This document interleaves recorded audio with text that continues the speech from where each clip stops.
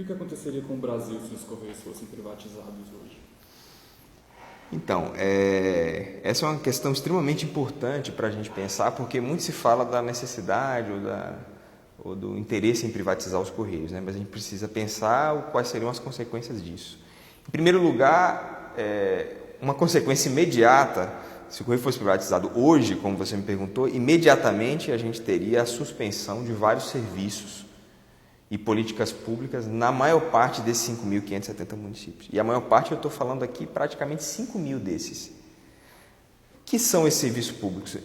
Em 5.000 desses municípios, a gente fica sem entrega de livros didáticos e de vacinas, por exemplo, imediatamente. Então, imagine você, uma campanha de vacinação que o Ministério da Saúde lance no próximo mês, ela não seria possível de ser realizada nacionalmente. Isso já cria um problema enorme de saúde pública, então a saúde brasileira já ia ser afetada.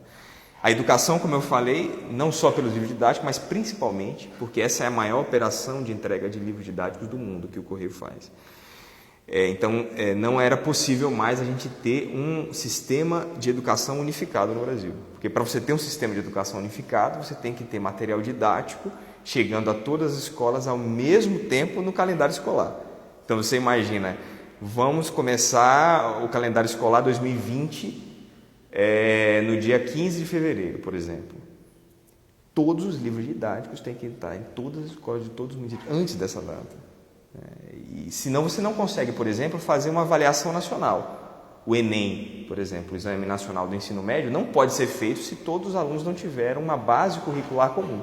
Então, os Correios são essenciais para a educação no Brasil, né? Uma outra consequência, empobrecimento de boa parte da população, principalmente nas menores cidades, justamente porque nessas cidades os Correios são não só agente postal, mas agente bancário. Então, os Correios em muitos municípios oferecem serviços bancários, fazem folha de pagamento desses municípios. Então, essa população fica ou sem o serviço ou tendo que se deslocar até outro município para realizar.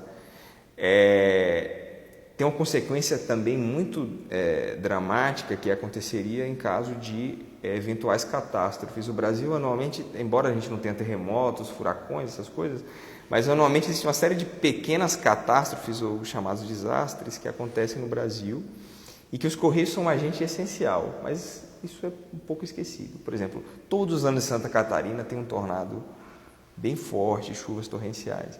Todos os anos existe uma campanha nacional, os Correios coletam mantimentos, vestimentos, medicamentos e levam até esses locais, mas com muita agilidade. Isso não pode ser uma logística que ainda vai começar a ser planejada no papel para ser executada nesses casos. Ela precisa estar montada, pronta, como os Correios têm essa logística montada e pronta em todos os municípios, então ele consegue em 1, 2 dias acionar essa rede de agências e captar esses produtos, esses materiais.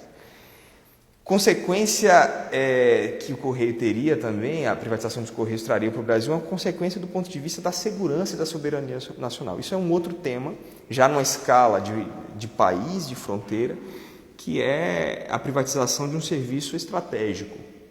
Porque a correspondência dos Correios é uma correspondência que não pode ser violada, não pode ser aberta. Só o remetente e o destinatário podem ter acesso ao conteúdo dessa carta, dessa encomenda. Então, a privatização é entregar a um agente privado o cuidado, a prerrogativa de zelar por esses objetos. Então, a gente teria uma consequência muito grande sobre a soberania do Brasil em legislar, em regular, em cuidar dessas encomendas secretas. Aí você me pergunta, mas quão secretos são essas encomendas?